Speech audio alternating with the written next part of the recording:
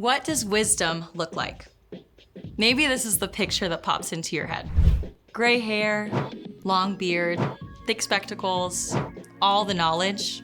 And how about an owl for good measure? Many older people do have wise things to say. But if you want to be wise, you don't have to wait till your hair turns gray. Because wisdom can look like you. It's all about finding out what to do and then, of course, doing it. See, wise people are curious and willing to learn, especially the truth about themselves. Wise people are willing to ask for help. Hey, Aunt Jen, this kid said something mean to me. What should I do? Wise people choose to fill their minds with things that are good and true, so they can choose to speak words that are loving and true. Whether you're 5 or 75, you can say, God, your wisdom is all that I'm after. I want to grow stronger. I want to dig deeper. And when you find out what you should do and do it, others can see God at work in you. That's why wisdom is an amazing way to worship God with your life. Because worship is about more than just singing loud. It's all about living loud.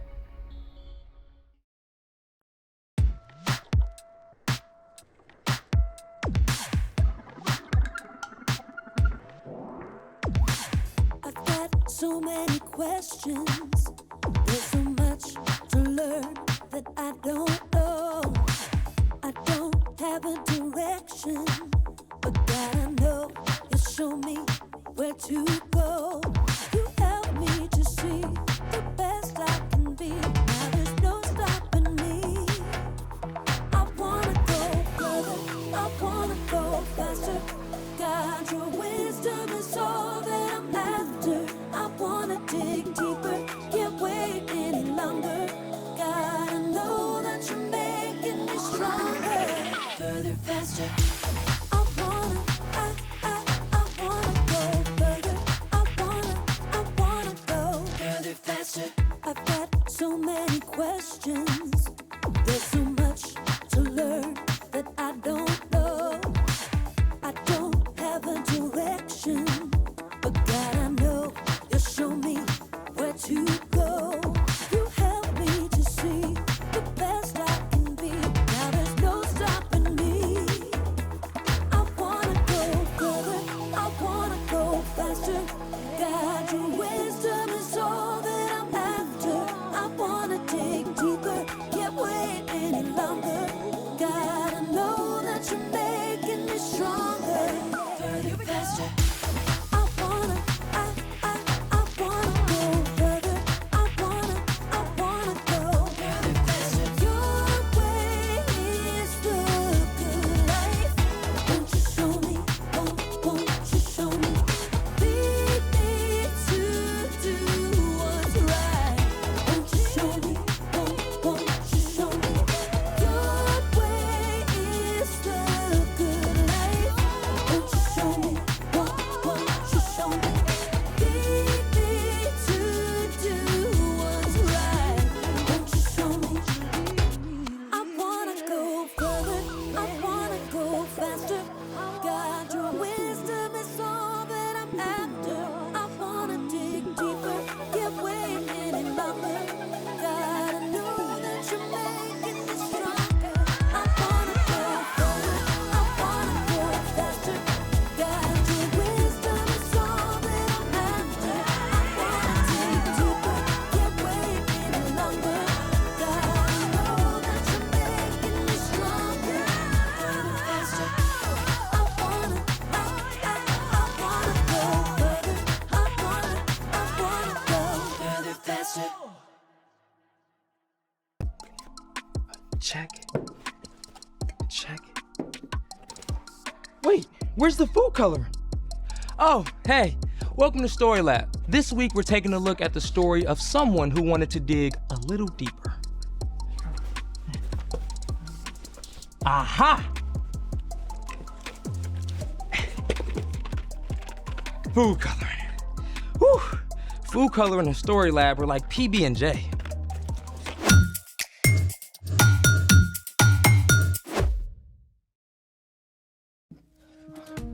Hey, I'm Carter, and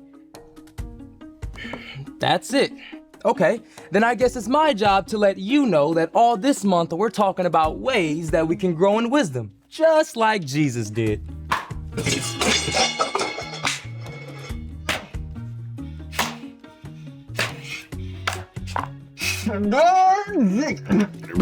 And I'm Zeke. Little late, superhero. What? You said we're taking a deep dive into the ocean today, so I'm ready. I meant deep dive into knowledge about the ocean, not actual water. Oh, so I don't need a snorkel? We're only using this much water. Well, let's make it. Today, we're exploring the ocean layers on land. We'll use our imagination and some of these supplies. For this activity, we will need 5 jars of water, sea salt, food coloring, scrap construction paper, and a syringe with a tube, or a funnel and a large straw will do. Is this for breathing underwater? First things first. Step 1, add salt. This first jar will get no salt, the next will get 2 spoonfuls, then 4, then 7, then 9.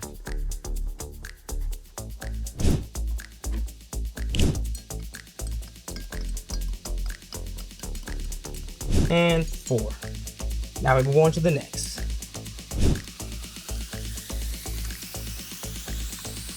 And 7. All right, and the last one.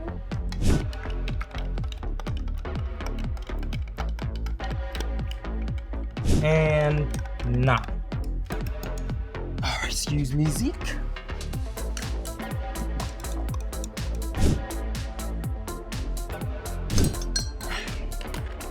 Hey, the ocean is saltwater, right? Yep, but we're also adding salt to increase the density of the water. Density just means how tightly the molecules are packed together. Since the different layers have different densities, they'll stay separate. Which brings us to step 2, coloring our layers. We'll put the tiniest bit of sky blue in the first jar, then blue-green 1 drop, then navy blue 1 drop, then purple 2 drops, then black 4 drops.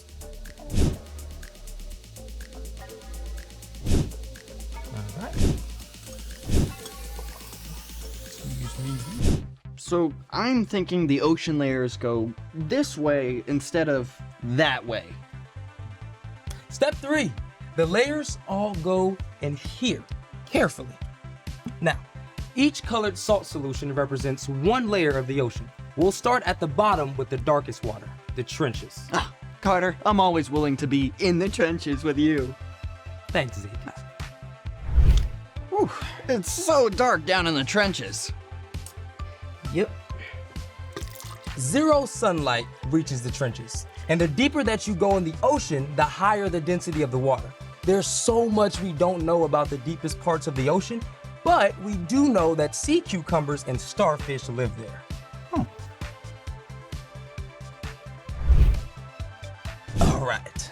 Now we're going to pour in the rest of the layers. Because each color is a different density, they should layer rather than mixing. But it's a little tricky, so we're using this tube and some paper to help.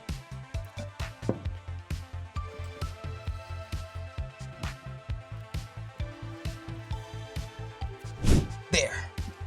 All right, next layer, the abyss. I feel like we're doing very delicate sea surgery. Peering into the depths of the abyss. This zone is where many types of squid and shrimp live.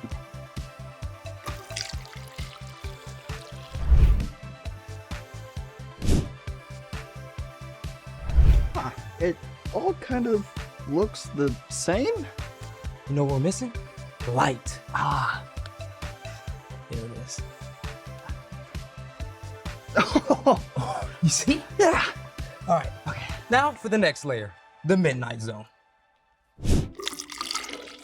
In the midnight zone, we find anglerfish and the ever-popular blobfish. That looks so cool. That's great. Okay, next. The twilight zone. We get a little more light reaching down here. Here you go.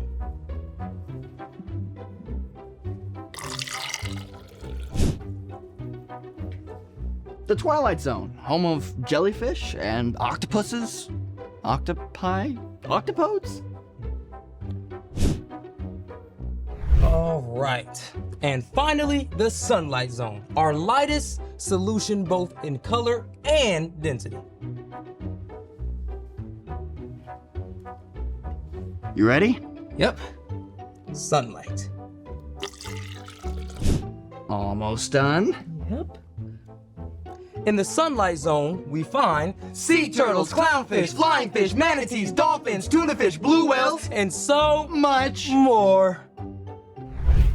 Oh, dude, this is awesome sauce. It's so cool how the layers stay separate. Yeah, the ocean covers almost 3/4 of the Earth's surface, and we only know details of about 1/3 of the ocean's animals. And every year, almost 2,000 ocean animals are discovered. The deeper we go, the more there is to learn. Speaking of, it's time for... The story before the story. Today, we're in the 3rd book of the New Testament, Luke. God made a perfect world, but people turned away from God. From the very beginning, God had a plan to restore us to relationship. Even when the people turned away, over and over again, God remained faithful. At the perfect time, God sent a rescuer in the form of a baby, God's very own son, Jesus.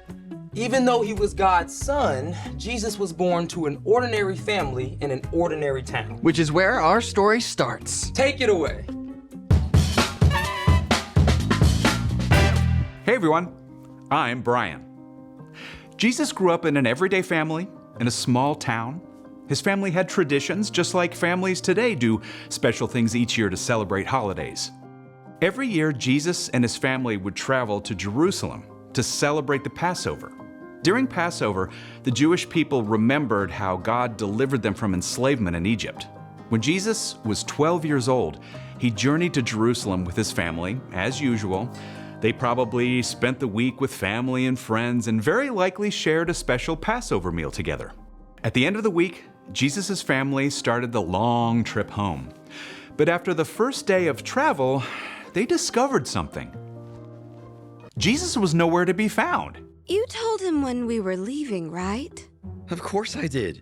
Everybody knew. Mary and Joseph had probably assumed Jesus was with cousins or friends somewhere in the group of travelers. No one has seen him all day. Did we really leave him behind in Jerusalem? We have to go back, right now. Mary and Joseph raced the whole way back to Jerusalem. By this time, 12-year-old Jesus had been without his parents for several days. Any news? Nothing. None of our family or friends have seen him anywhere. He's got to be somewhere. We haven't looked there. The temple?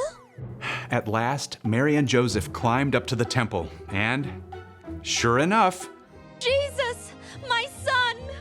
Jesus, have you been here all this time? This young man has been asking us questions. Pretty impressive ideas, too. We're frankly amazed by what he understands. Jesus, we've been looking everywhere. Why didn't you tell us where you were going? Why were you looking for me? Didn't you know I had to be in my father's house? It's time to go home now. Come back anytime. Jesus returned home to Nazareth with his parents and continued to obey them. As he grew up, he became wiser and stronger and more pleasing to God and to people. The end. That's crazy. Jesus was without his parents for days in a big city. What did he eat? Where did he sleep? Well, Luke does not record that part of the story. So What's our part in the story? Jesus is God's own son, and he looked for and grew in wisdom. Now, if Jesus did that, then it's definitely important for us to look for wisdom too. Wisdom is finding out what you should do and doing it. Okay, I know how to look for stuff like my shoes. But how do we look for wisdom? Oh, well, you can think of wisdom like a buried treasure that you really have to dig for. Wisdom isn't just being smart or knowing things. Wisdom is knowing what to do with what you learn. Yeah, like I can know that eating veggies will help me stay healthy, but that doesn't matter if I keep scarfing down junk food. You gotta actually eat those carrots and hummus. Great example. You can also gain wisdom from your mistakes. I put off studying for a test last week. Then I had to stay up super late to study, and I was so tired I didn't do great on the test anyway. So wisdom for you will be starting to study ahead of time for the next test. For reals. You can learn wisdom from other people too, both from wise choices that they've made and also from the times that they've failed. It could be your parents, a favorite aunt or uncle, or a small group leader. I like hanging out with my grandpa. He's also got amazing stuff to say. Back in my day. Well, most importantly, we can ask God for wisdom. In the book of James, we read, "If any of you needs wisdom, you should ask God for it. He will give it to you." So we gain wisdom by asking first. So we can know what to do. And then do it. I think you got it, wise guys. See you next time. So, here's the thing. Wisdom is worth searching for. Speaking of searches, you think there might be any treasure buried at the bottom of this ocean? As a matter of fact, there is. Are you joking? For reals? Yeah, I buried our lunch money in quarters. Oh, we get to dig for buried treasure. Thanks for joining us for the Story Lab. See you next time. Okay, should we use the syringe? Or maybe the tiniest shovel. Why not both? All right, let's do it.